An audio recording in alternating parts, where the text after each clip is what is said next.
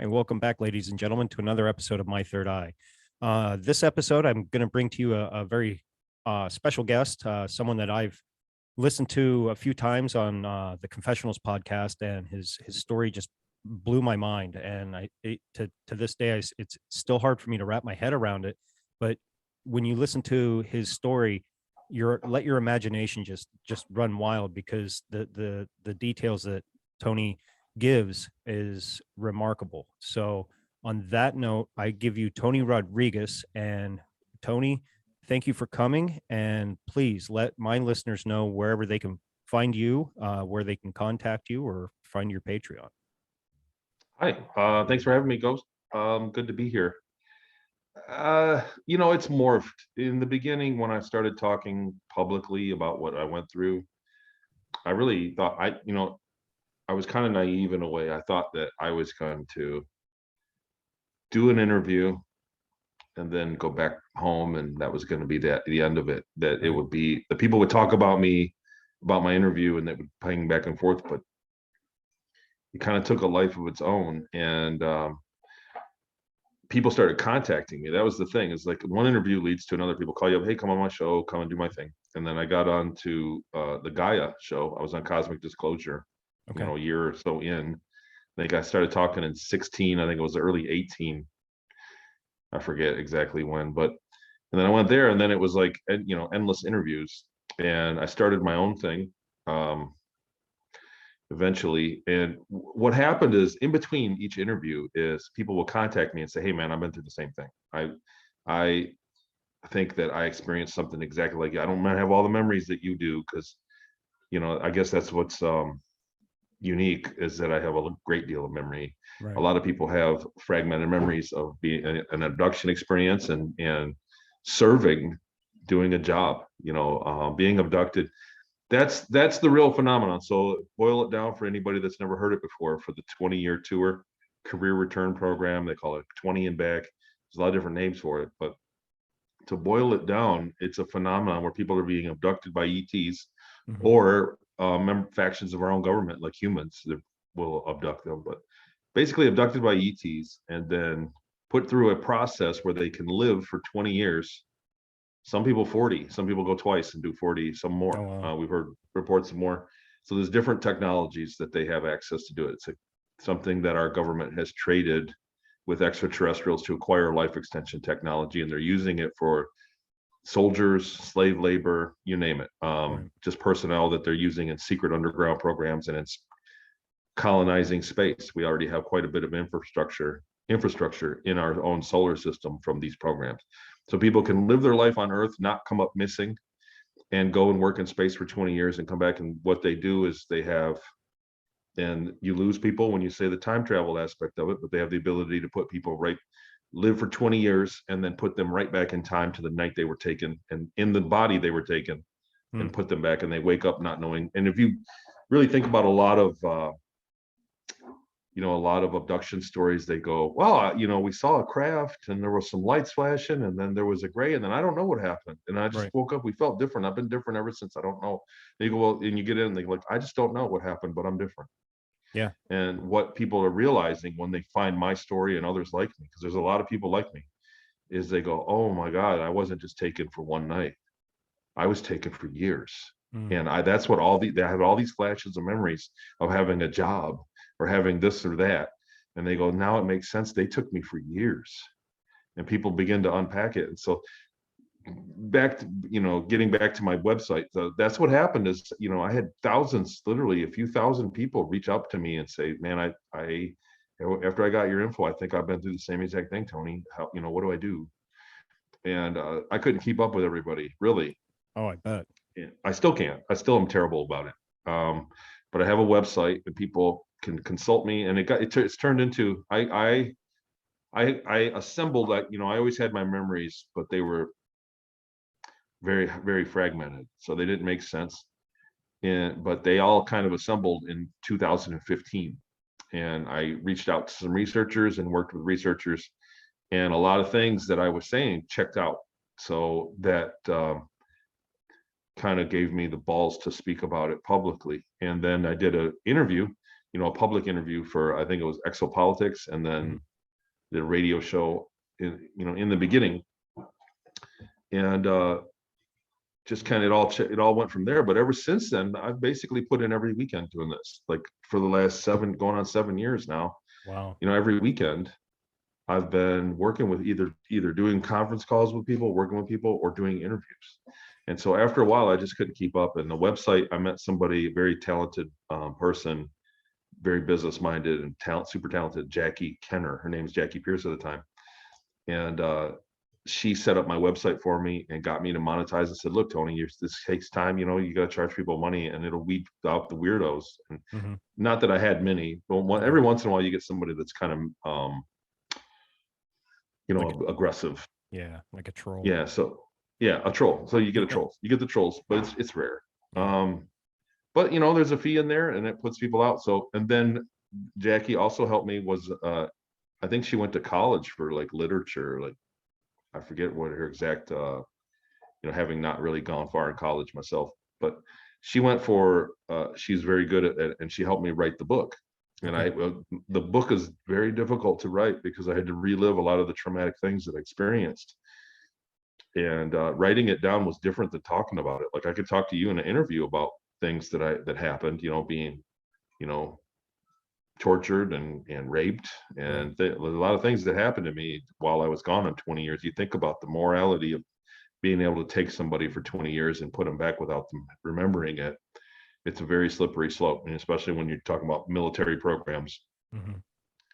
But I gotta say, I gotta commend you for even having the courage to even come out and talk about something like this, because like you said, you get the weirdos out there that might want to troll you, and with what you've went through and what you're going to explain to the audience of what you did go through, that's hard. Just even as like even a child that might have had a bad family life and was abused, on just that is hard for people to come out, let alone you're coming out, on top of, an ET experience, being abducted. And, I mean, 20 years ago, people would have ridiculed anybody, you know what I mean? But now it's getting a little more accepted. And I like to see that, because people like you and I've others had need my to get share. you guys need to get your stories out. I've had my share of attack skeptics, and I'm the first one to say, look, if you read my book or went to my website, read the bio is like hard to swallow. Right. If you read my book or listened to any of one of my interviews or a couple of my interviews and were skeptical, it would totally be weird if you weren't. Right. So like, if you listen to any of this stuff, alien abduction, and you're not skeptical, that's kind of strange in itself.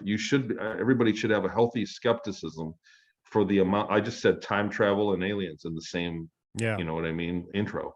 I mean, look how long it took Travis Walton's story to finally be somewhat accepted. You know what I mean? And even now, there's skeptics, but it's more, accepted, in 2022 than it was, even in 2020. You know what I mean? Absolutely. Well, like I said, I'm not the only one, so I'm not the only point of reference. Neither is Travis anymore. Right. A lot of the people that have come forward, they didn't have the internet to back them up quickly. So I was really scared talking in the beginning, and I said to my first interviewer, "What do I do?" And they said, "Look, this is the safest thing you can do, because once you talk publicly about it, if something bad happens to you, it validates you.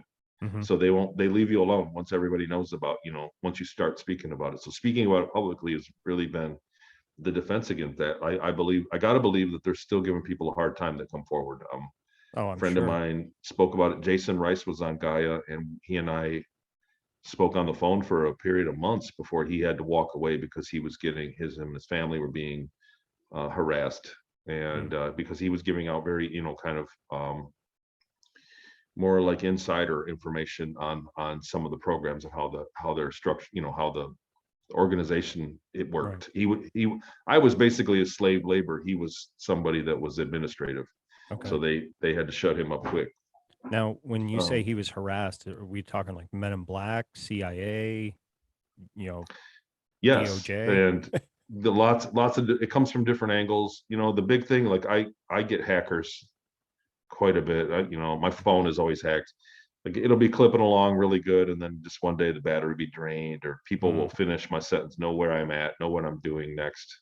that's People, crazy. it's pretty easy to hack phones nowadays. Yeah. So you think that it's got to be some talented hacker or somebody that's like really advanced, but really, you know, people that are wouldn't seem very techy that live in a trailer park and live out in the sticks can hack your phone. Oh And yeah. it's pretty easy stuff once you learn that it goes on. And a lot of people, the best way to tell if your phone's hacked is to see how people behave. Mm, How when behavior changes, or somebody that's a coworker or something, when you see their behavior changes because they're spying on all your messages. gotcha. But I get that a lot. I think Jason got some of that, and then he said his wife was followed for a period of days. I don't want to talk too much about him because Right. clearly he's retracted his, and he said message understood, and he's moved on. Gotcha. But he's not the only one. There's a lot of guys that have come forward that turned right around and said, no, I don't want to talk about it no more. And they had credible, very good evidence behind supporting their stories, like myself. Mm. Well, let's get into your story. Um, Sure. I'm, oh, like I told you before we started, I've been looking forward to this since we first reached out to you, and today today finally came, and I'm like, yeah, all right, let's do it. So, you know, take it away and take your time and start wherever you want and end wherever you want. From the top, it's kind of hard to go from the top. It was a long time ago. I was 10 years old, and I went to school in the Midwest in Southern Michigan here. And it was an old school, the first consolidated school in the United States, or the world for that matter. So it had a historical value. And I think that's kind of one of the reasons this kid went there. And I was in the talented and gifted program with TAG. It's called Mhm. TAG.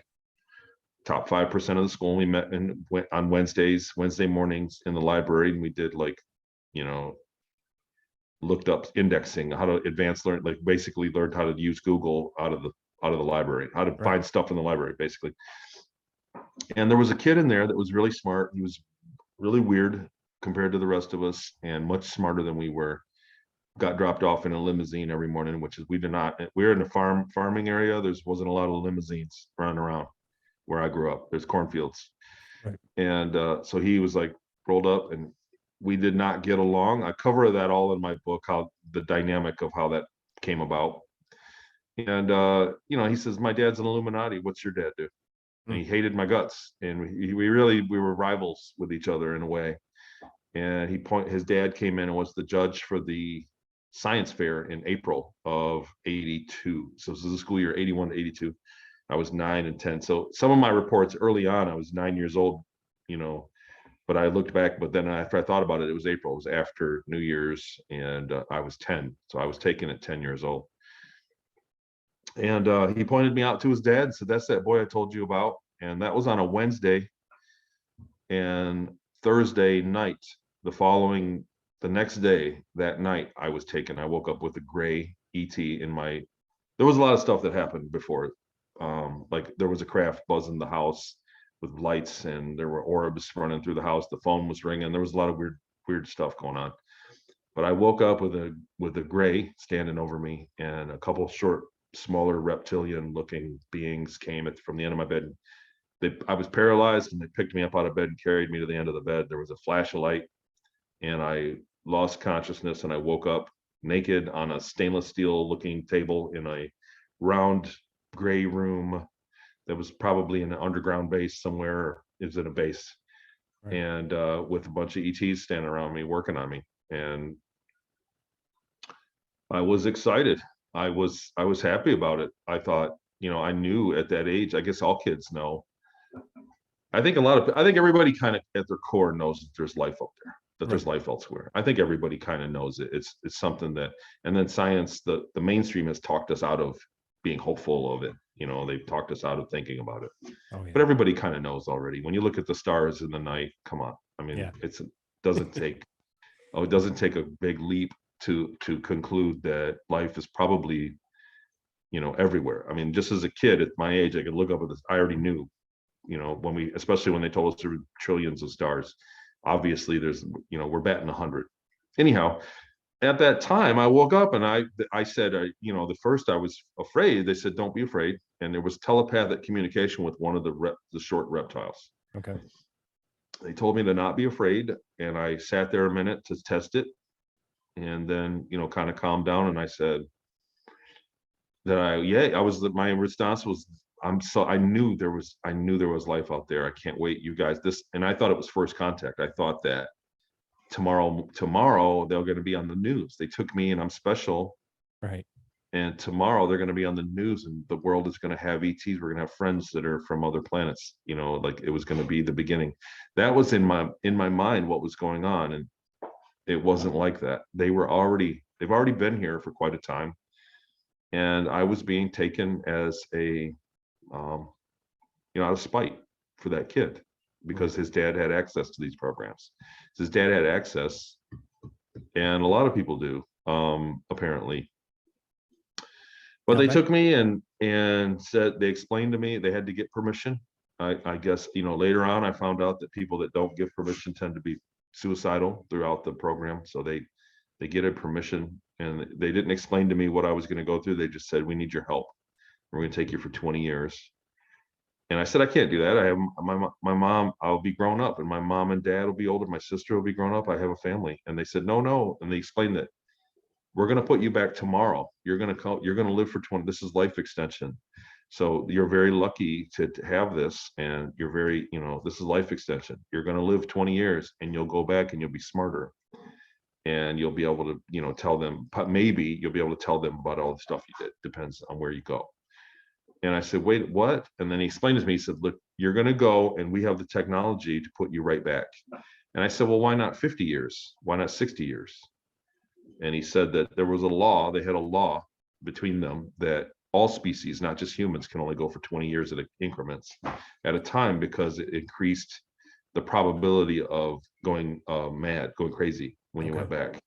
Now, do you think that stemmed from the Eisenhower administration, supposedly, when they got well, I mean, I think that it was a corporate, a guy that it was a corporate thing. So yes and no. Like I haven't really given it much thought, to be honest.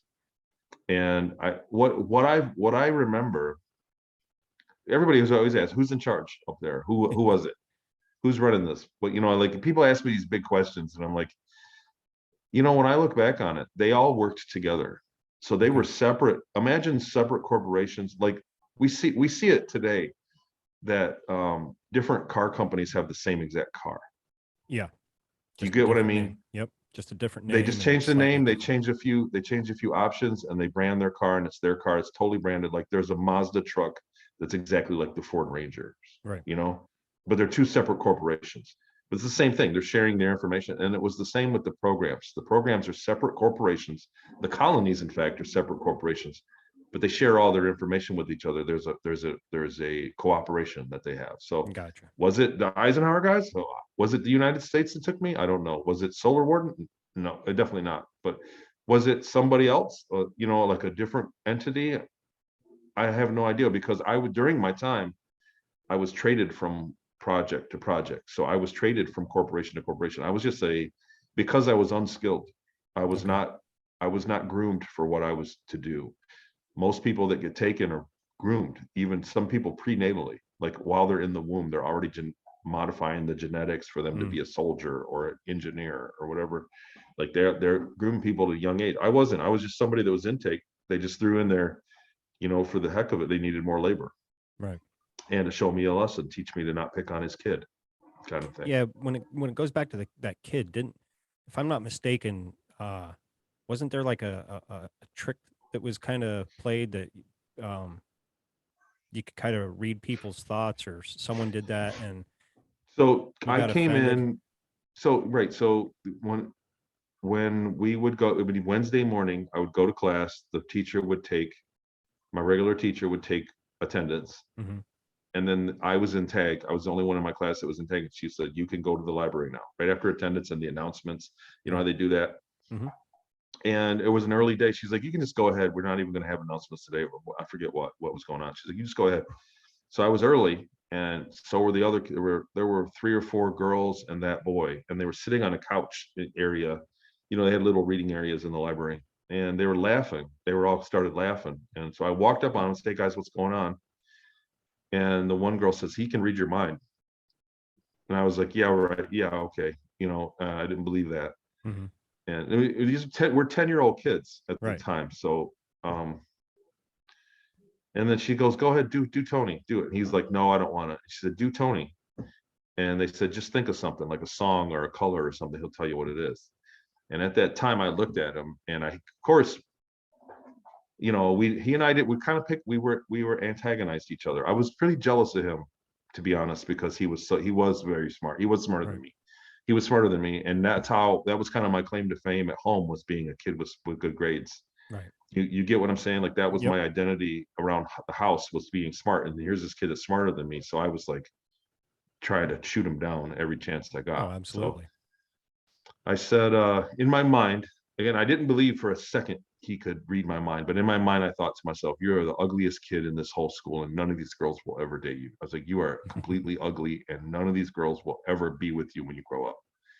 And when he looked at me, he looked at me, and he was hurt. And I went, whoa, and I said, wait a minute, could you tell, I remember that moment. There was a stark moment, and then they were like, he said, no, just forget it. And the teacher came in like right at that moment. So that was the end of it. But ever after that, it was like we were at, he had it out to get me. I was dead to him, and he hated my guts. Ever after that, there was Right. no making friends with him. And I tried. And even though I antagonized him, like, boys pick on each other, and Yeah. then we smack each other around. The next day we're friends again, Mm-hmm. but young boys. And that's kind of how I thought. But he would never forgive. He never ever shook it off after that. Hmm. Where is, do you know where this kid is now? Like, is he successful? Yeah, he's alive. I found him. Yeah, yeah.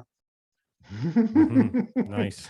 So I've had a little bit of this lately. I've had a few people that help me research. Every now and then someone will get a hold of me and email me and go, Tony, man, I saw your interview, and I'm a thingamabob. I'm a this, and I'm a corporate researcher or a paralegal or whatever.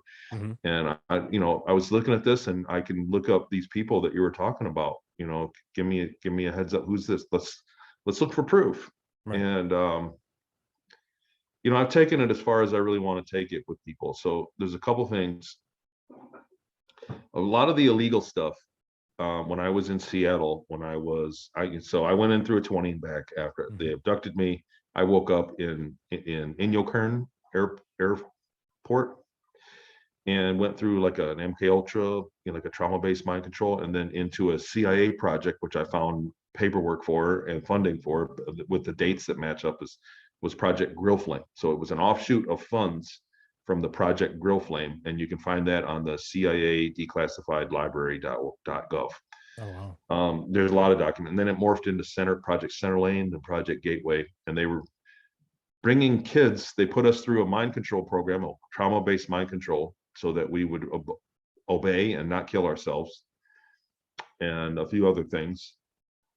And then they would give us drugs and put us near to death. And while we were just on the fringe of near to death, we would channel. They'd be able to talk to other intelligences. I don't know what you want to call it, spirits, entities. I Right. don't know, awareness. Maybe other people that were alive somewhere else. I don't know. But I was unconscious when it happened. But when I woke up, people would say that, it was other voices that were talking to me, other people, and they were getting information, past and future events. They were getting valuable information. They used us for drug smuggling. They used us for corporate, information. They were doing business. They were checking their business move. What's going to happen if we do this and that with us kids? They had professional, accurate psychics that they were cranking out in this program. Now, do you think that could have been their test version? Because you said you were 10 years old, and this is what, early to mid 80s. Do you think that could have been their test version of what they supposedly do to some of these Disney stars? And like you see, supposedly Britney Spears, and many more go through this MKUltra type mind control thing. So a couple things. I just want to say that the people involved, so I don't mention names of people involved. Right. Before I want to get back to your question, just hold No, that thought.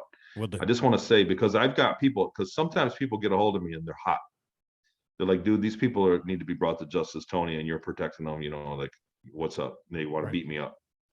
but I have given their names to all the researchers. I've worked with elements of the government in the past. In 16, there was special forces that got a hold of me. There's lots that's gone on, and I've shared all the information with anyone that could do anything about it. Gotcha.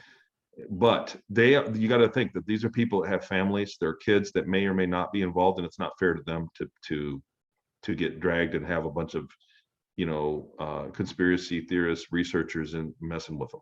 Right. And there's a lot, and I have a family of my own to think about, to protect. So these are people that have no compunction. They have no problem hurting people. And so I don't talk about their names and their places for that reason. Because you asked me where he is now, and I share it with privately with people that are, but never publicly. I wouldn't do that. Right. So And I a just think simple it's yes not. was perfect enough answer for me. You know what I mean? It's just, Sorry. Yeah. Well, I just wanted to cover that for the people listening, because like I said, I've had people that got a hold of me and they were pretty hot, like they see my interviews. Why do you mean you're protecting these people that are having kids raped? Like, how dare you? But that's why, I have other things to think about. There are some things to think about. What was your question again? We were talking about that. When, okay, you're Inyokurn. 10 years old, these MKUltra type mind control experiments, to what you went through, do you think those were the early stages of them honing in on these practices to do to like Disney stars, young pop stars, movie stars, anything like No, that? Because actually, I think it was old news to them. I think we were toward the end of it. I Oh, think that it was well along its way. So the program in the beginning in Inyokurn, this is the first place I woke up after the night of the abduction. I woke up, I right. had no memory of where I came from, mom or dad or nothing, I had amnesia. They had, there was one instance in the very beginning, they put you in an electric cage, they put you in your Fruit of Loom underwear and throw you in a cage with like the 2x4s, not 2x4s, but like oak hardwood timber around it, Yeah. and two layers of metal fencing. And they electrify it. Oh, That was like day one. And what they do is they electrify it until you just give up. Like there's a breaking point. There's something, I don't know. It's part of the process. But when they did it to us, there were only like a dozen kids, 10 or 12 kids that were in the program that I was in. They had an entire warehouse full of the cages that were decommissioned, that were from leftovers. So the equipment that they had for the program they had tons of it. So gotcha. it was the program we went through was an experiment for the remote viewing stuff. And it was with leftovers of a bigger program that they were already using for mind fracturing people. Okay. So it was very well advanced. And then the doctor that did it he specialized in the remote viewing aspect of it. And he was getting data on the ESP part of it when we were drugged. But in the beginning, during the mind fracture, he was reading it all from old military manuals, like big stacks of books that had the big round, the rings for the binding, the military like guides. He had a stack of 4 or 5 of them, and he was reading it every day. It had stuff for him to log in there, and it told him what to do every single day. It was like a science. And so they had it totally down with what was going on. When you talk about people that are possibly have gone through it, when you're talking about celebrities, I hate to speculate, but I do see it. You do. There's a look in their face. Somebody that's been broken, and I see it from time to time. You see it. You really see it back there. Remember, there for a minute, there was always a mass murdering, a school shooter. Yep. And I don't want to speak on subject matter that's going to get you thrown off the air, but No, if you remember, that it was like all of a sudden they were like trying to come up with gun ban laws, and it's like every other 3-4 weeks there was another mass shooting. And like every it was kid hot. had a look in his eye. He had a 1,000-yard stare and was totally not there. He was a blank kid, and they were all, the common denominator that they all had was that they were all on medication, and a lot of them were from the same hospital in Maryland. So there was, that to me that's why I didn't really get behind the gun banning thing. And I thought, this is a move by somebody that has access to this kind of technology, industrial grade mind control technology. This is a move by an organization that has that tech to take our guns from us because they want to do something worse. And they did it in Australia. So you watched it play out. They had 2 mass shootings and they got rid of their guns. And then, so fast forward years down the road, we had the pandemic, and Australia had the most draconian situations to live through. They all vaccinated. They were locked up for a very long time.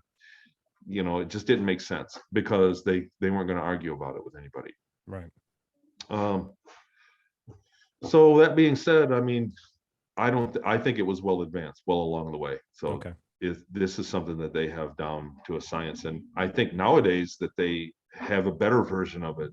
I've talked with other people that say that it's, they've abandoned a lot of the mind fracturing, the trauma-based mind control, and gone into a form of, Randy Kramer called it with the grain mind control. Okay. So that the people are more useful, can think on their own and not just, mentally broken. Because ever after that, for the rest of that 20 years and actually into my life now, I was very emotional, very, very emotionally weakened from it. Understandable. Very understandable. So I don't know if where you want to go after that. If I don't know how it sounds if I've lost the listener yet with where we're at in the story, but no, you haven't lost me. I was taken to Kern and put through that program, and my guess is that it finished around it was April of 82. So it went about 7 months, 6 or 7 months, like a 6-month program. They got us to a point where we were doing it was sleep deprivation, where they would wake us up every 15 minutes and shock us or smack us or something. And after a couple of nights of that, I lost all I had lost all sense of how many days I was basically asleep the whole time, Right. and I lost all sense of how many days we were there, or how months. I totally lost it. And they did that for a long time. It's so much so that I remember when they finally let us sleep, when they finished, and they let us sleep at a certain point. So from there, I went to Seattle, and I was privately owned. I rode a underground train that was very fast that went to, I think, San Francisco or somewhere in California, and let people off the train. And then I ended up in Montana, near Helena, Montana. And it was only 2 hours of a ride. So it was a fast moving train. It was underground. And they drove us in a bus over to China Lake to a military building. And then we rode an elevator down, and it came out into it, deep into the ground, and it came out into a train station. Oh, wow. And I was picked up by the wife of another, not the guy that was not the people back in Michigan that took me, but another Illuminati guy, a billionaire. And I was picked up by his wife and driven to one of the islands near Seattle. And I stayed there for a week or so with 2 other kids and witnessed them. And he was a practicing Satanist. He was doing satanic rituals, and they were not in the form of a religion, I don't believe. I believe that it was more of a technology, that they were, the same thing that they were doing with us. Like, they would do their little ritual, and then they'd put us 3 kids on the table and put us under with our IVs and put us under. And so they were channeling entities. And I think that that's a lot of what that religion really is, like at the higher level. Right. I think it's more of a technology and not a religion. Like, they're not worshiping something, they're communicating with something that can give them information, inside information. And then I was shipped off to Peru. I was flown to Peru, Puerto Tawantinsuyo, Peru. And I'm saying that wrong. But Puerto Tawantinsuyo, it's like Bocas, Colorado now. I think they changed the name of the town, but it's a river town inside. And they were doing shipments of cocaine, flights of cocaine from there once a month or so, once a month from there to Santa Marta, Colombia. And they had lost a plane in bad weather, or they don't know what happened to it. They assume bad weather. A plane went down, and they had to buy a new plane, and they were paying for me to be on board, and they'd give me an IV and put me under after we were up in the air a couple hours. And I would tell them if they had bad weather or police, or if they were lost. It was like they had their own psychic on board. Gotcha. So if you think about that, if you think about the war on drugs, you think about how things in the world work, and the war on drugs, how that all has played out versus our incredible manpower, money, and technology, and they still outsmart the war on drugs. the drugs won. Let's face it. Oh yeah, totally. The drugs totally won the war on drugs. And so that was one of the things, like they had actual CIA funded black technology of psychics to put on the shipments, kids that were psychics. And I was there for a couple years. It's so nice having the book that I can just refer people to, like, check out my book. Right. I never even plugged that. So my website is TonyRodrigues.com. It's spelled with an S at the end, Tony Rodrigues. And the book is called Ceres Colony Cavalier. It's on Amazon. And it used to not come up in the search, but now it does. It's finally sold enough copies. It was #1 for 6 weeks.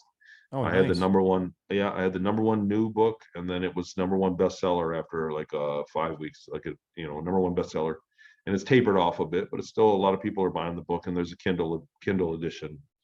And a lot of people are buying it. The book really has a lot of detail about what life was like in Peru and Seattle, like a lot of the stuff that, especially the early years, the MKUltra stuff, like, it was hard to write, man. Like, it took me 6 years to write that book.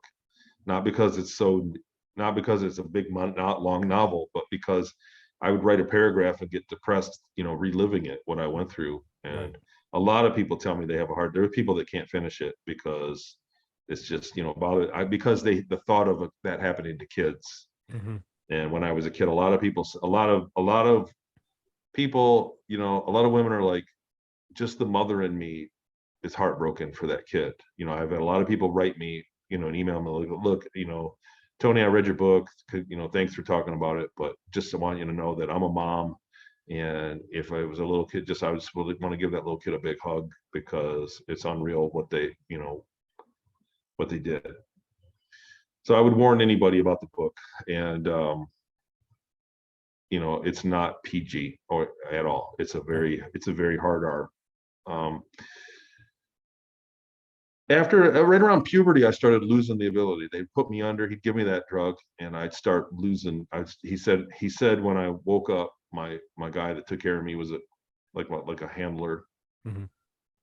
He said that it was just gibberish, that I was just talking in tongues like gibberish, after a certain age, and I think I was getting around puberty, and there might be a few other reasons why not, but so they sent me back, and I went back to that same house in Seattle, back to my owner, and they had remodeled it, and there were other boys living there, and it was they were doing political parties, and they were renting out the boys. We were being used as sex slaves. And shit.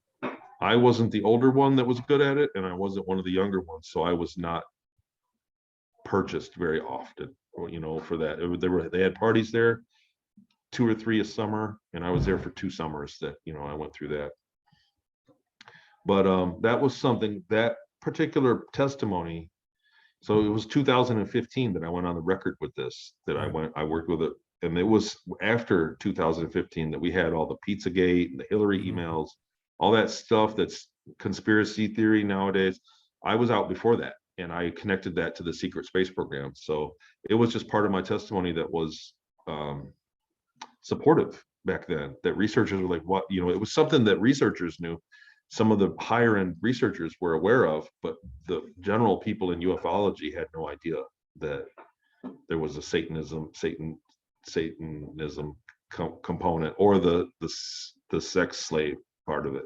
Now, without naming any names, was this like local political party or was this state or federal type political figures?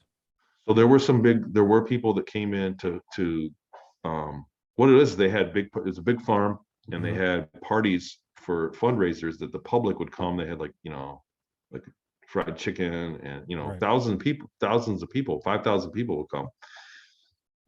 And during the day, and then later on, like 8 at night, 7, 8 at night, everybody would leave. And then at 11 at night, they would have the VIP stuff. And that's when and you hear about it today. We hear glimpses of what the celebrities are doing. Mm-hmm. It's the same culture. Okay. And it would start later on at night and then go until the sun rose. As soon as the sun broke in the morning, the party was over. That was how they did that. Gotcha. But it was a fundraiser for local government. So I found the guy, he got in trouble for it, actually bribing local officials. and there was scandals. Again, I found it in the newspapers. Like, it was weird because I found in a newspaper from the area, I found a picture of one of the parties, and I said, "Wow, I remember." Think about how weird this is. So Tony, when in my life from 10 years old until now, I mean, I did go to Seattle after I got my memories back. I went back to the house in 16. Right. But before that point, I'd never been there. So, my mom, dad, wife, sister, all those people can vouch for me. I've never traveled to Seattle. I've been accounted for my whole life. I've never been to Seattle. And in 2016, I went there and I knew my way around. I knew it like the back of my hand. I knew my way around. It was uncanny. But I'm saying I found in the newspaper a picture of a party, and it had these tents, and I thought, I remember unloading those freaking tents. I remember we had to help carry the stakes out when they were setting those up. I remember that day. I remember that. And it all checked out. It was like, it's like surreal to have that happen. Yeah. And the whole time. But they were local, but there were a few big names that flew in from Washington, and there were a lot of military people there. A lot of people, they were all different, man. They had their themes. Some parties had their theme. It was a different thing, like a different crowd for a different party. Sometimes it was all military people. Sometimes it was corporate people like Boeing. And I don't want to point too many fingers. Right. Now, some of these bigger politicians, are they still in position today, or have they dropped out of the Well, at scene? the time, I didn't know. Like, when I see some of them, you can kind of you just kind of get a vibe. I go, "Oh man, I know you go to them parties, you bastard." Right. And it's like, I've looked at some of them and looked at how old they were and when, and like from what I remember bits and pieces, but for the most part, for what was happening to me, I didn't care to identify anybody, and I was young. I was I was there from about 13 to 15. Okay. 2 summers that I spent there. So that was how old so I was actually already old for all the other kids that were doing the same thing. Like, and they had several houses. They kept the girls in a different house and the boys in one house. But at the end of that, I became allergic to something they were giving us. They were giving us pills every day and making us do calisthenics. Like, we'd work out and then they give us pills and then we just lay around the rest of the day. Right. And they changed it up, and I was allergic to some of it. I had an allergic reaction, and they said, "Well, if you can't take this and do this regimen, we're not changing back the medicine. We're just going to sell you to the military. You're going to get sold off." And that's exactly what happened. About 2 weeks later, she took me to behind a big box store, to the dumpsters.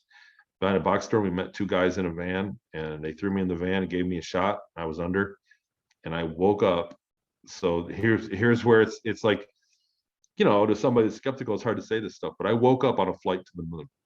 I woke up on a flight to the back of the moon, to a base on the back of the moon. When I came to with a, I believe he was Air Force, could have been a Navy guy, but a guy in, formal military dress sitting across the aisle. He said, "You're going to be okay for me?" He's like, "You're going to sit right there." He's like, "There's a bag if you want to puke." And we talked, we had 30, 45 minutes of flight time that we sat there, and that's in the book. But they took me and put me through another round of kind of a more advanced version of the mind control stuff. So not really trauma based per se. They put me through a bunch of surgeries that were painful. I went through a lot of surgeries, like modifications that they did.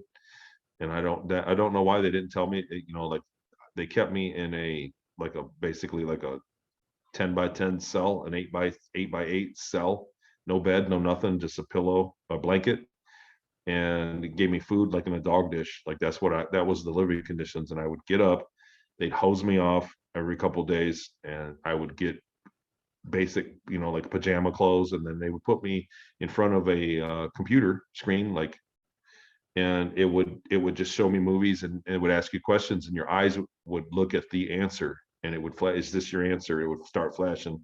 You just stayed looking at it. It tracked your eyes, and then it would go to the next thing. And it was basically fight or flight response. They were just programming me to not run from a impending death situation. Like, people have a fight or flight response to violence or, stress and they were programming me to not run, to just stand my ground and die. And we were trained as support soldiers for soldiers that were working on Mars, and then we were flown to another base on the back of the moon and put in a test bed, like an arena, and they put a giant bug in with us, like the size of a Harley, like a giant bug. And one of the kids, they put like a dozen of us kids in there and gave us explosives, and one of the kids ran up and blew it up, blew himself up.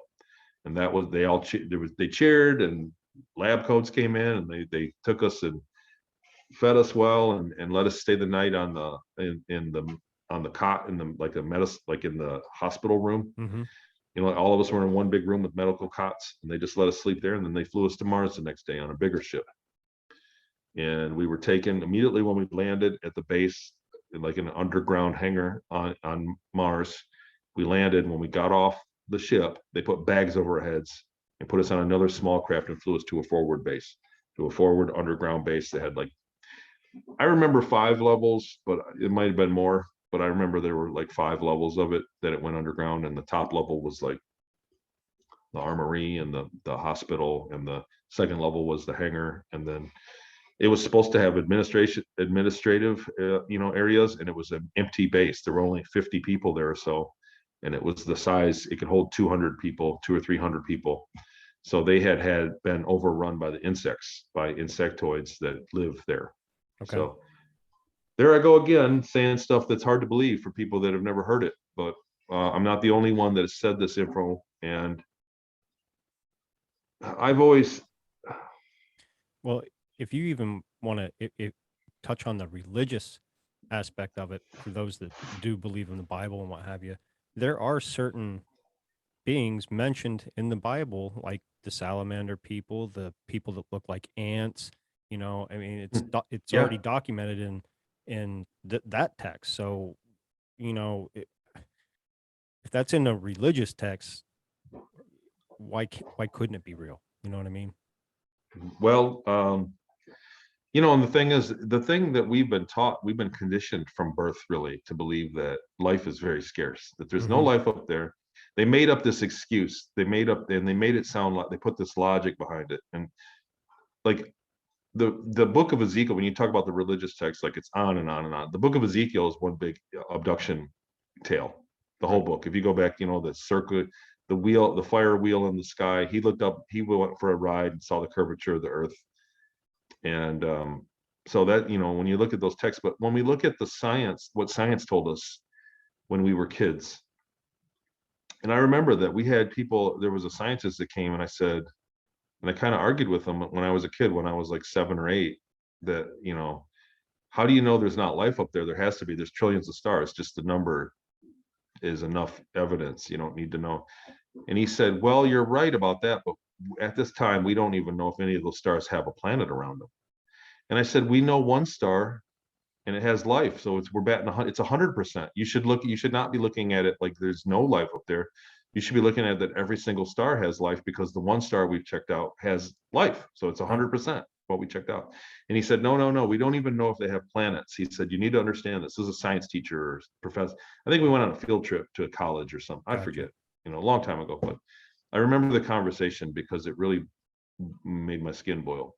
And he said that science goes on what it knows for 100% proven. He said, and right now we can only prove that there are stars up there. We can't prove that there are any planets around the star. So if we found one planet around out of 1,000 stars, then we'll have a number, and we could come up with a better number and possibly say that there's life. And this is in the 70s. I was born in 72. So fast forward, I think it was 02, 01, 05, somewhere, they started finding exoplanets.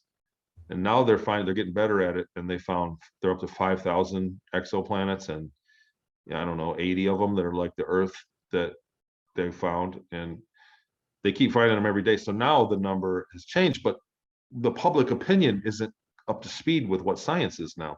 Now the scientists are like, there has to be life up there. There's planets everywhere.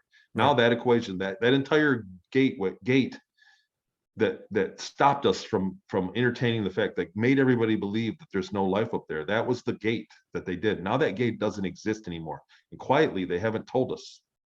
They haven't celebrated it that like it should be. Like now science is fully aware that with all the, not only back that, but they've discovered way more galaxies. There's trillions more galaxies than what they knew back in the 70s as well. So the number is staggering, and it's conclusive. So because they're finding, not only are they finding planets, they're finding habitable planets, and Earth-like planets. So the number that I remember from my time in the space program, that there was 7 out of 10. 7 out of 10 stars had an Earth-like planet around it, or a habitable planet. Okay. 7 out of 10. So when you look at the night sky on a clear night, 7 out of every 10 of those stars has a civilization around it. Think about That's that. a lot. So that's where we are really conditioned to not believe that. So, and then when you talk about the religious text, the Bible, like that's how widespread life really is. Like Mars has life, indigenous life there. Those insectoids that are very big, they've lived there since back when Mars had water, and they're smart, they're intelligent, they live underground, and they're living their life. And Mhm. life is everywhere, and we're so conditioned from that 1970s framework to say that people like me that come forward and talk about what we've seen and what we experienced in these programs are crazy, because we don't even know if there's planets around those stars, but now we do. That's what I'm saying. The whole framework around the whole discussion is just buried. And Yeah. we grew up and we're out of school, so I don't know what they're telling the kids nowadays, but it's not great. No. And but the fact is that science is fully aware that there's life out there. Yeah. I don't know where pick up where I left off, but on the Mars base, I was only there for about 2 or 3 months, and they canceled the program. We were doing combat missions, we were doing hiking missions, and we engaged the insects, and I was hurt badly, and we had fatalities. And on the program, it was a program to make cheap soldiers, support soldiers for the real soldiers that were expensive. That took a long time to create. It took a long time to train and have a soldier that could handle all the tech that they had, and it was expensive. I mean, maybe not money wise, but in resources. And so they wanted to put numbers on the battlefield. So they were using guys like me that came out of nowhere and with trauma-based mind control, that were not very talented, just to go out and offset the numbers of the insects. And what they found was that they adapted way faster than they thought they were gonna, so they canceled the program. So we stayed there at that base for a few weeks, and they shipped me back to a bigger city, like an underground city, and it looked really, it was underground, but it looked fancy. I mean, there were tall ceilings, flowing, curved architecture, very, very intricate work, very modern looking architecture, comfortable. There were palm trees and water features in the big area, big domes that were underground that were clear, and you could see the dirt. It was dirt, and at the very top of the dome, you could see the blue sky coming through. So they were. It was a well established. It had been there a long time, and it was a very modern looking society that they had a lot of heavy military influence.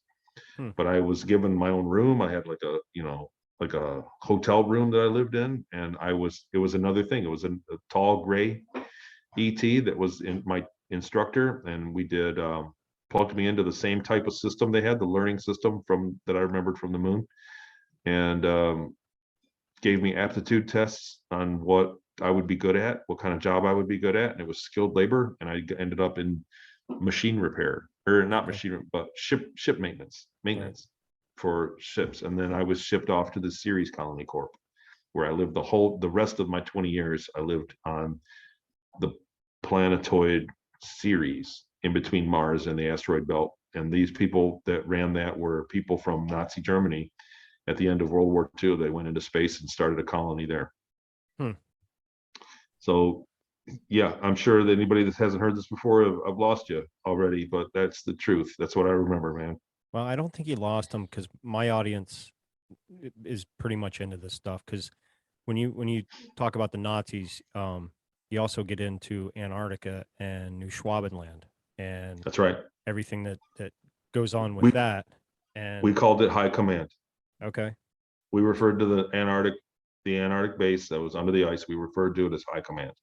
And when we went there, our ships did go there, and we were subject to inspection.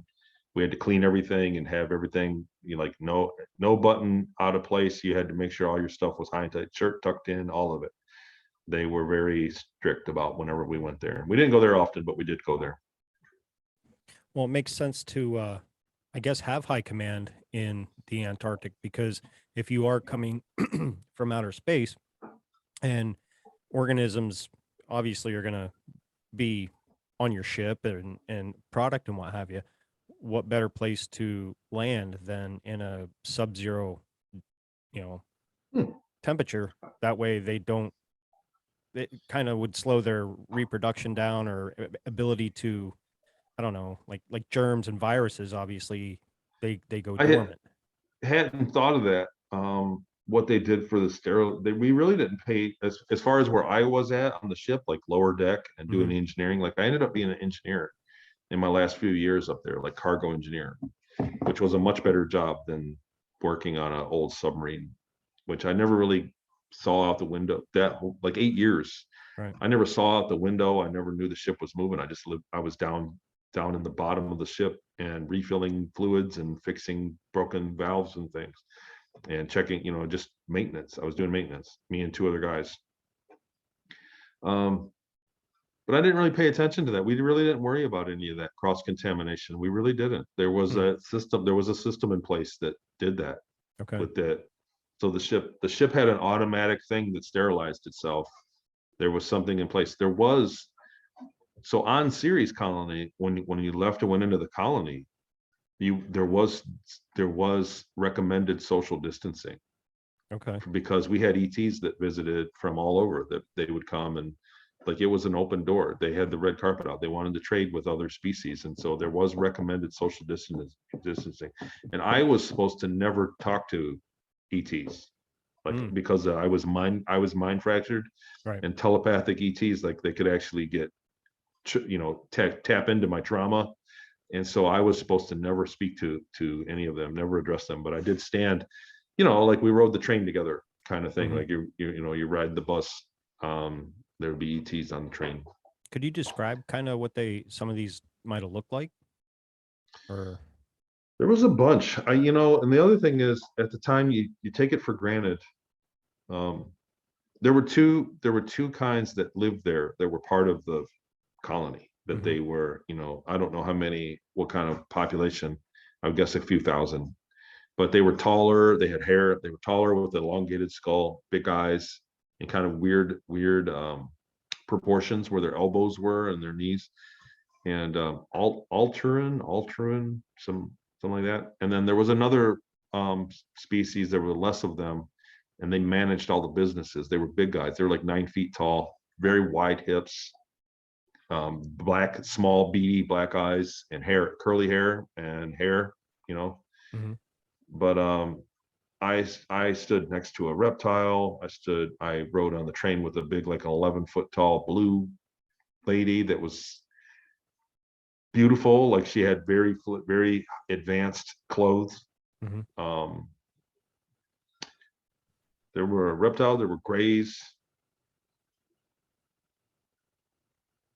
but that was about it. Like I avoided places that had a lot of ETs.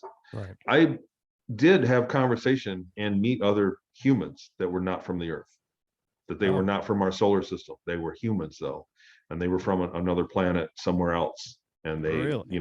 yes, and they were actually common, that we were told. But I actually sat across the table from a guy and hung out with him, in the club, and with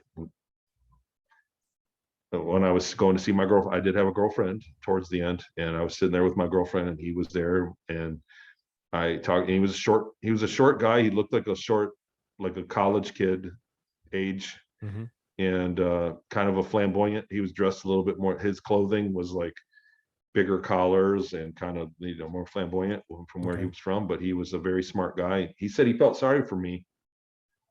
That he said, I feel sorry for you, and not only you, but your whole planet. He's like, you guys aren't. He said, we're way ahead of you guys as far as you know. I don't. He didn't use the word freedom, but he said that we are kind of kept in the dark, like slavery.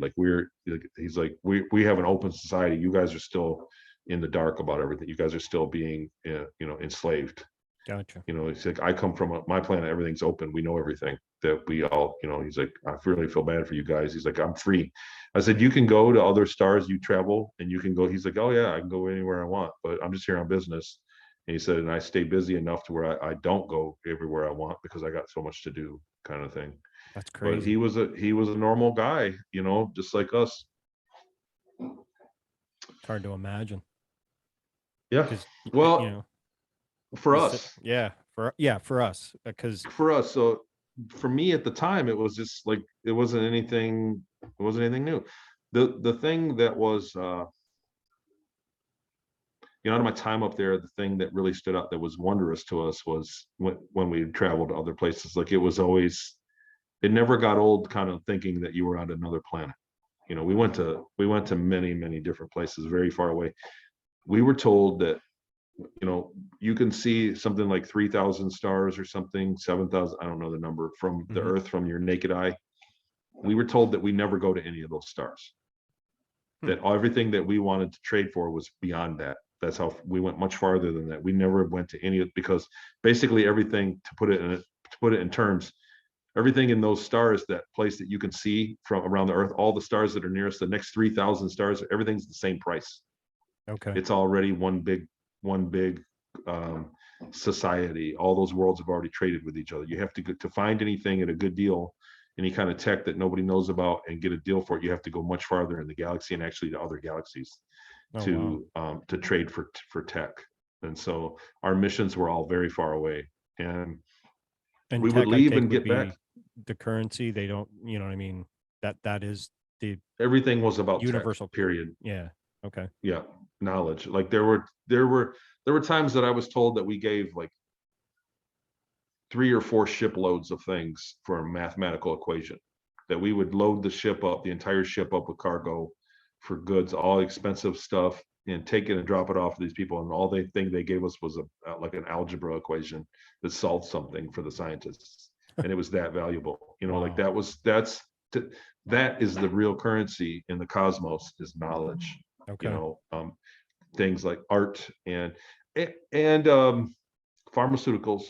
So Right. there were things. So, you know, coffee that grows here is different than coffee that grows on another planet. They take the same plant and grow it there, and it has a different taste, kind of thing. So Right. that there are things like that that are unique to worlds, that we would trade and get some, and then trade it to somebody else for. But the mission was not to boldly go and seek out new life. The mission was to acquire advanced technology under any means necessary. Like, it was goods for tech, tech for tech, no matter what. Like, we were to acquire technology. That was the ship's mission. Okay. Now, when you'd go Yeah. out, how long would it take to go out, do a mission? Instant. Oh, wow. We would go and we would make 5, 6 stops a day in a 6 to 8 hour day, and be back. And the other thing is, so it's hard to explain this. And so there's the thing is, there's what it is, there's no quick way to explain this. Right. But we would leave in the morning at, you know, let's call it 8 a.m. With Mhm. it, we would get I'd have to get up, go through the showers, get dressed, go out, get inspected. I had a slave collar put on me, a shot, basically a shot collar, at the gate. And then when I went through the gate, there were trains. And a lot of guys were going to mines on Ceres. They'd go there and work. They were mining out big areas so that they could build new towns. Okay. I went to the hangar, and then I got off and walked to my gate, and then got in line, and you went through a security checkpoint, and then I would go into the front of the ship. I had a clearance, and I'd go to the front entrance and ride the elevator up to the mission briefing, and then grab a coffee and a bagel or something, and then walk. I had to take the same route in the ship and walk down a fast ladder, go to my post. Then the ship would leave. Let's say it left at 8 a.m. We would go out, and like I said, it would be 6 to 8 hours, depending on if we had stuff, what we had to do. Sometimes we had short days. We'd go back. They put us to work back at base, but we would get back at 7:55 a.m. 5 minutes before we left. We would appear 5 minutes. So the ship could instantly jump to another star system. Like whatever they did, their jump system, they opened a wormhole and could go through it. But the ship at maximum speed from A to B, like hauling ass, Mm-hmm. they would be 5 minutes away from Ceres 5 minutes before they left. And by Wow. that way, the guys in the control tower could see if the mission failed or not and stop the mission from going. So that's why I said there's no easy way to explain this. But what I'm saying is if the ship went out and we were robbing somebody or doing an aggressive mission and we got killed, Mm-hmm. the ship would not come back 5 minutes before. They wouldn't see it and they would just stop the mission, scrub the mission, and we wouldn't leave and they wouldn't lose the ship. If that Yeah. makes sense. You get your head around that. It's hard to do, but that was the thing. I also did the math. I don't want to get it. But basically it was like 18 years out of my 20. I was gone from 82 to 2000. Okay. And there are reasons why I know it was 2000, but it wasn't 20 years on the Earth timeline because every day I was losing 8 hours a day for like 6 years, 7 years, and it added up to 2 years at the end. So it works out. There's a lot of other details of why I concluded that's what happened, but that's basically what I remember. That was the lifestyle. And then so we would get back and they would make us go to school. We would go and we'd had class for another 6 hours.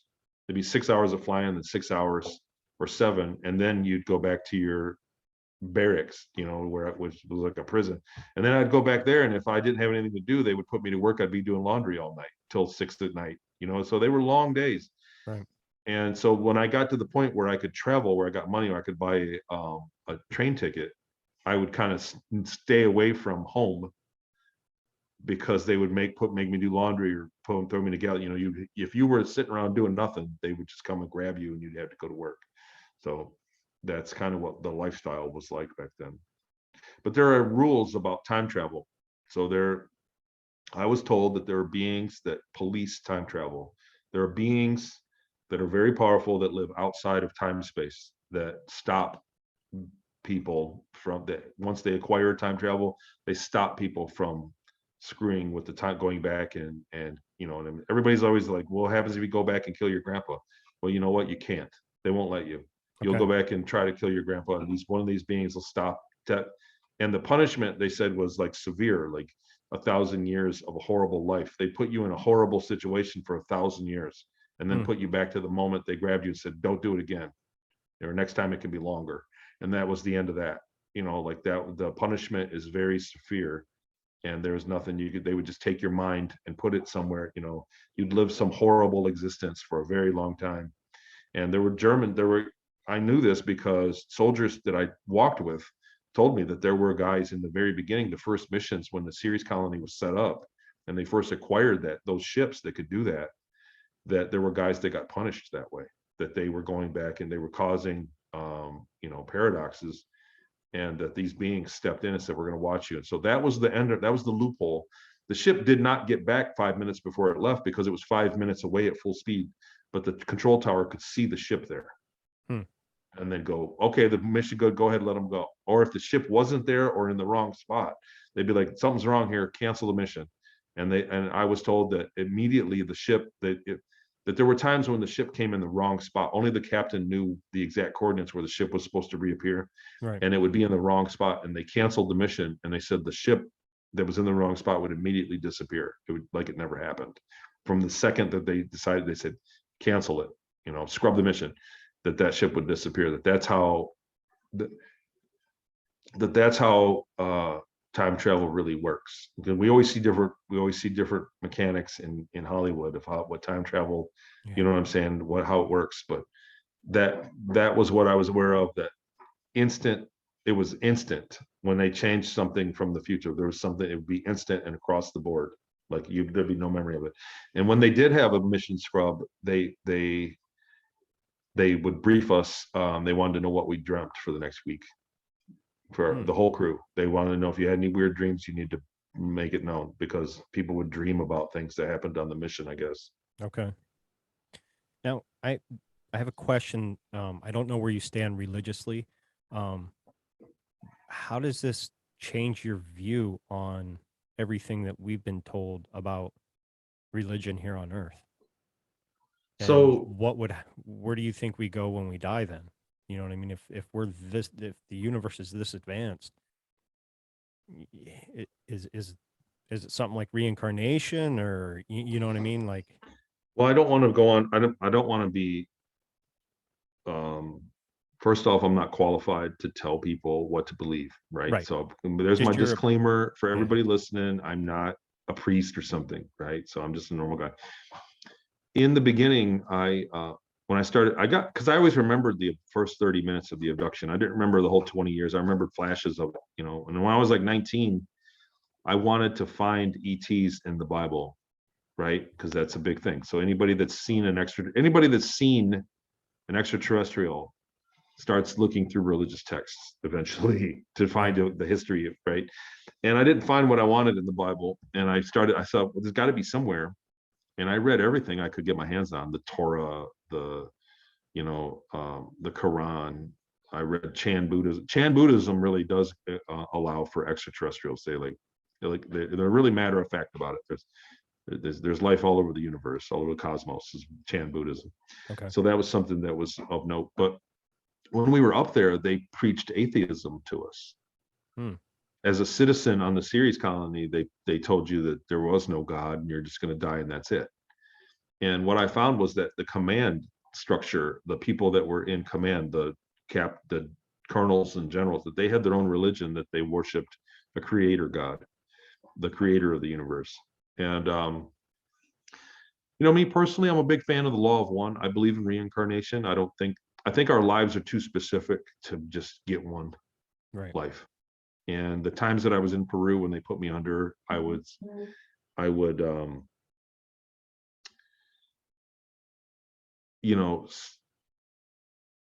get in touch with things, the other lives, other experiences that, you know what I mean? Like we'll call it past life or whatever. There were it's weird to explain. Um, so I do believe in reincarnation. I think that even if you personally don't have anything with it, I think there's a great deal of evidence. We have so many children that come forward and have intimate knowledge of nearby towns or people. And I mean, it happens all the time. Yeah. Reincarnation, I think, is a real deal. And you can see the same people. Like I've lived long enough where I've seen people grow up that are just like other people, and I look back at when they died and when they were born, and there was just a month apart. Like the other person died, and this person was born a month later, and they're exactly alike, the same people. Yeah. And I really am a big believer in reincarnation personally, and Okay. so um, I think that it's actually the other thing is that we were fully aware that there are ETs, there are other humanoid species that we're not the top of the food chain. Right. There were humans that lived for 500,000 years. There were beings that were like us that had incredible mental acuity, mental powers. They had a chart of words, like insects, insects have a few words, and dogs and mammals have dozens, 50, 70 words, and humans have 150,000. There were beings that had 500,000 words, 1.5 million words, and then eventually went to data, like raw data, that they don't even use words, they use data to communicate. These are the next levels up. And so because of that, I believe that we reincarnate. I believe that we come back and that we aspire to be something else. Like you're going to live and I believe that there are people that their last incarnation, you see people that behave like animals. Mm-hmm. There Yep. are people that behave civilized, and there are people that behave like animals. And the reason is because the civilized ones were a human in their last life, and the people that are misbehaving were animals in their last life. And it makes perfect sense for them to treat people the way they do. And so we see that. We see different, like octaves. Like the Mm-hmm. law of one explains that there are octaves to your being, to your density. We're a third density being, but there are 7 or 8 levels of it before you go to the fourth density, because you have to keep reincarnating and get better at it. And people that just come into this density from the last one, from being literally an animal, they behave the same way. They behave very impetuistic, very violent. You see it. We see it. Yeah. There are millions of criminal people like that in the world, and that's how it seems like it makes sense that it explains it. It does Um, make a lot of sense when you break it down like that. yeah. What I'm saying is that that's another big, great lie to us. And when you look at religious texts, the Bible's full of it.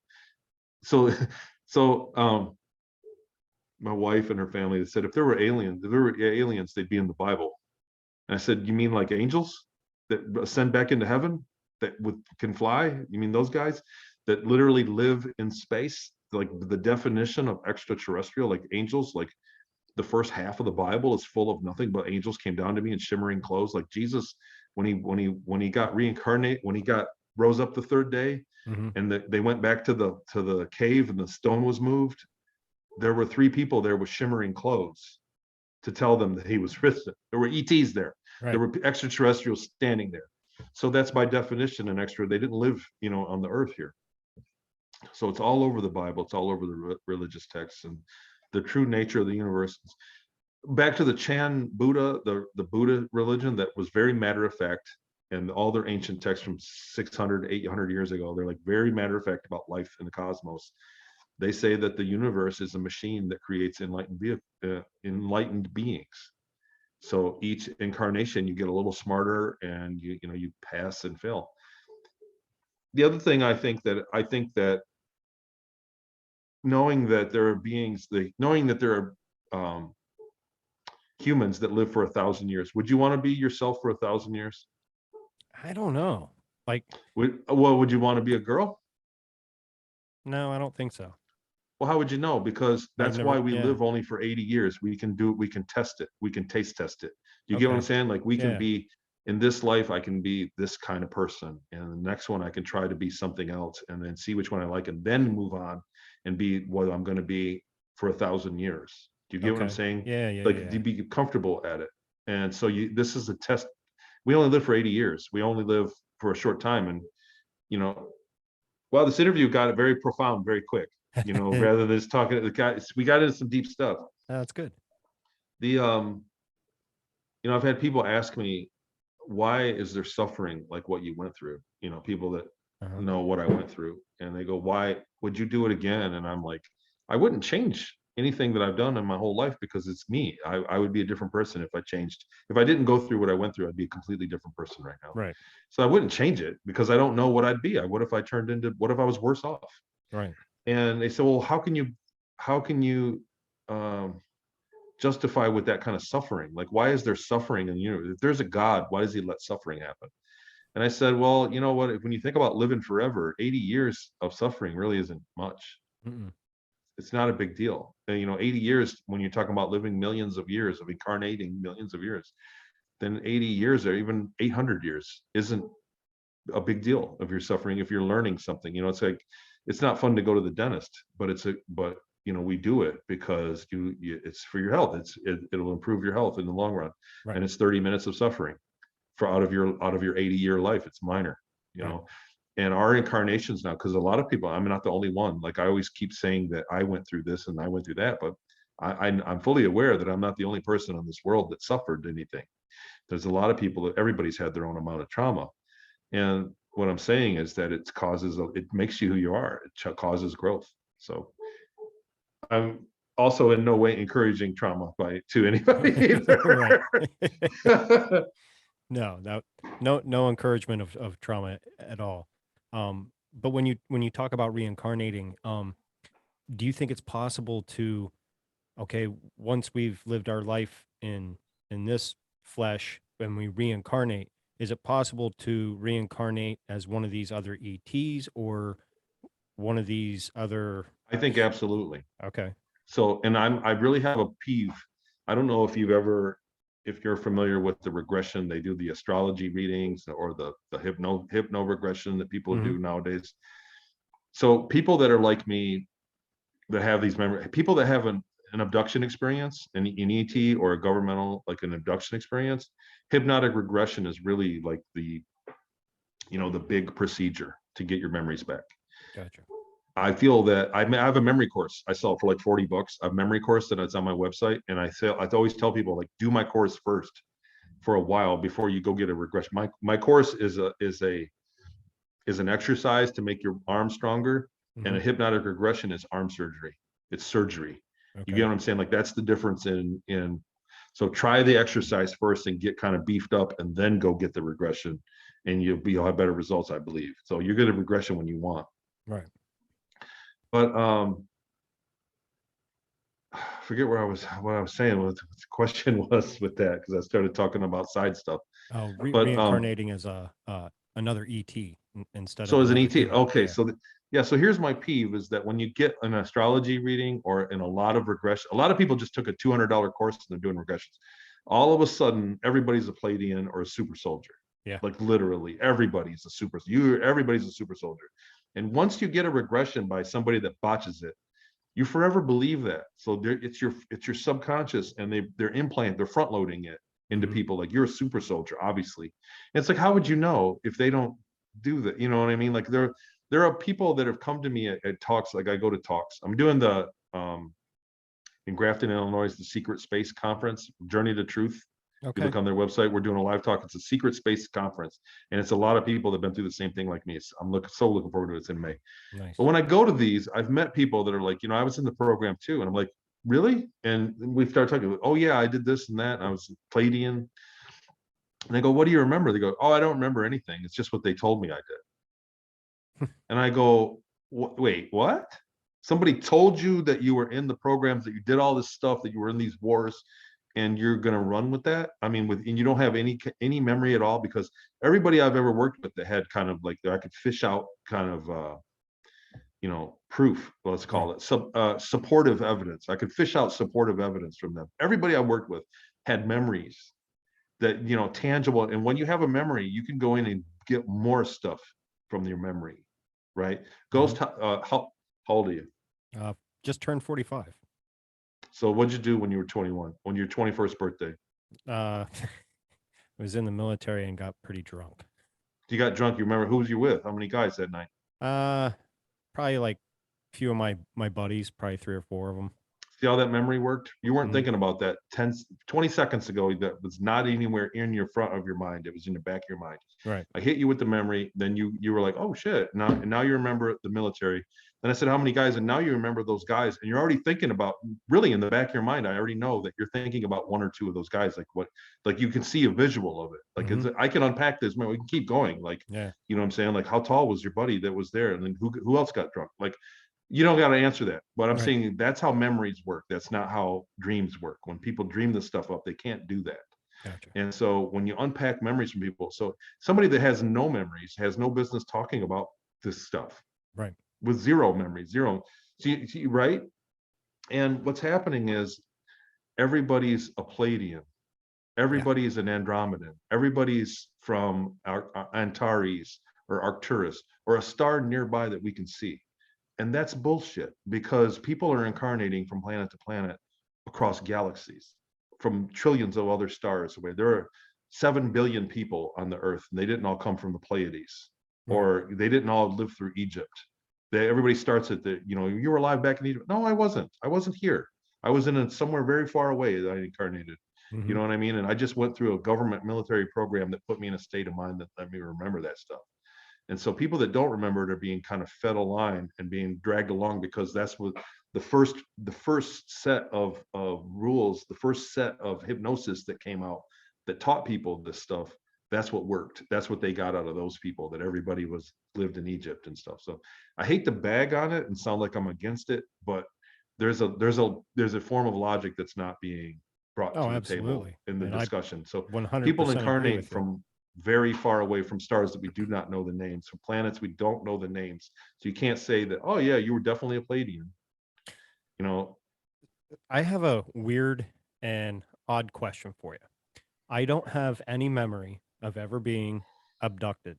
Okay.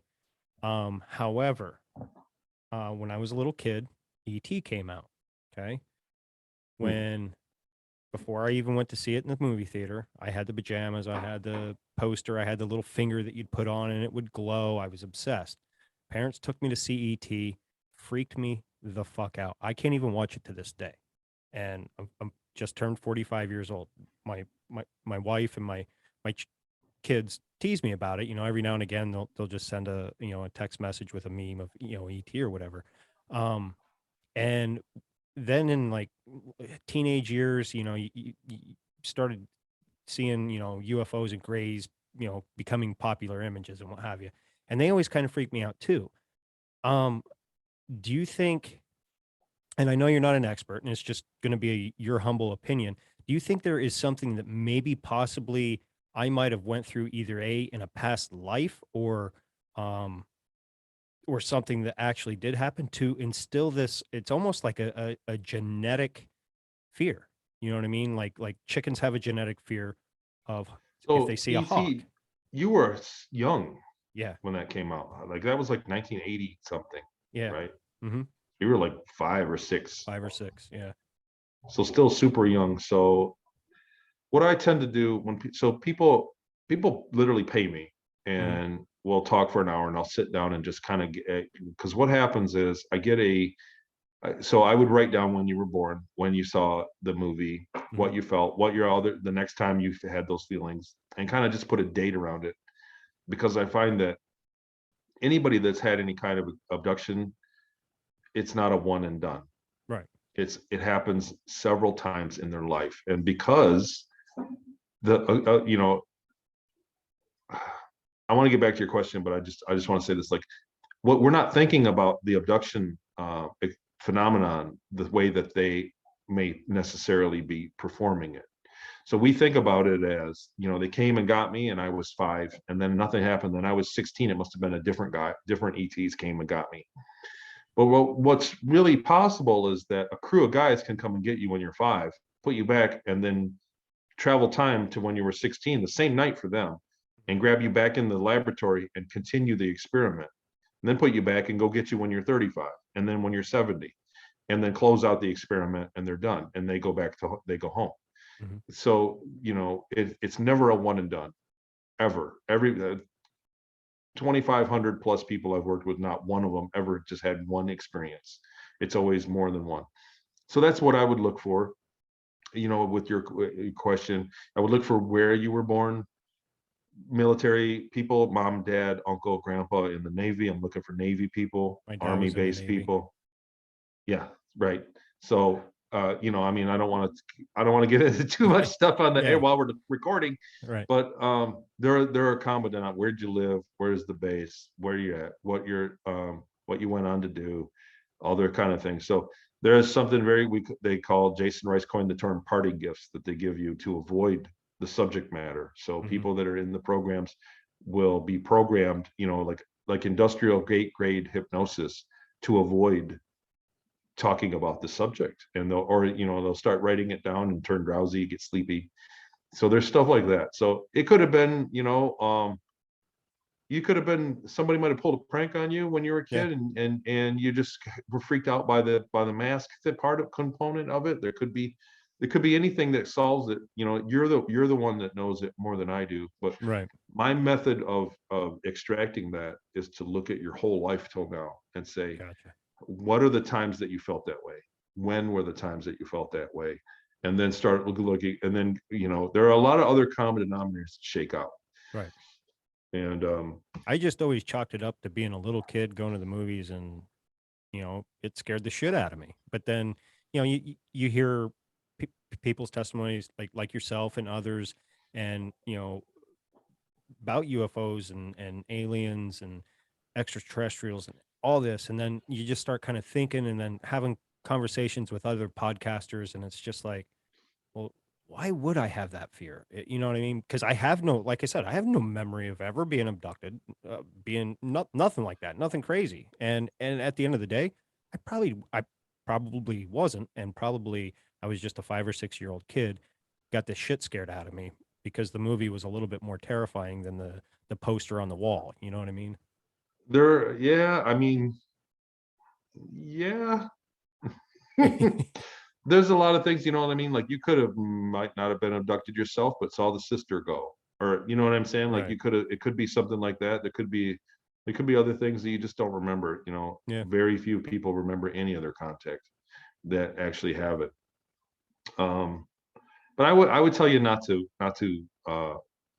obsess on it, Oh, no, I don't. on the I just thought of it. figured you're here. Well, why not ask? You know what I mean? Like, Hmm. because like I said, I talked about it with another podcast friend of mine, and he runs Upstate Unconventional, so he does a paranormal abduction type things, and me and him were just shooting the shit one day about it, and we just kind of like, yeah, it is kind of weird that, you have that fear. But like I said, I just always chalked it up that I was a little kid and just didn't really like it.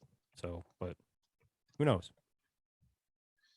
So, Yeah. well, like I said, there'll be a reoccurring string of events that most people I can kind of fish out, and it turns out to be supportive when you can get ahead of it. When they go, yeah, well, that happened when I was, when I was 5, and then Right. again when I was 10, and I go, well, what about when you were 30? And they go, wait a minute, how'd you know that?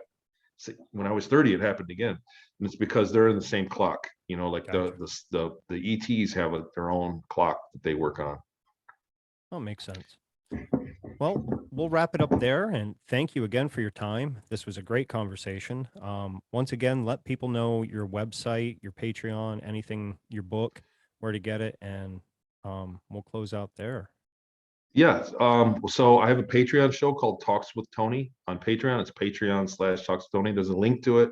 There's a link to my book, Series Colony Cavalier, which, like I said, did really well. I got a lot of great feedback. 180 some reviews. Last I looked, there were 2 bad reviews. One guy was like, and one was totally incoherent, like the guy was drunk or something. But everybody else got really good reviews. Everybody really, that followed my story, really love the book. So Good. there's a link to that on my website. It's TonyRodrigues.com, and you can get a hold of me. You can book time with me, and there are links to other interviews that are on there too from a long time ago. There's links down at the bottom. There's quite a bit on that site, That's awesome. and that's just what I do. That's what I do these days. So I'll be happy to come back. It was a great talk, man. I had a great time. Well, thank you. And yeah, we'll hook up again in the future. And I'll talk to you for just a couple minutes off the air before I let you go. And to my audience, don't forget, think for yourself.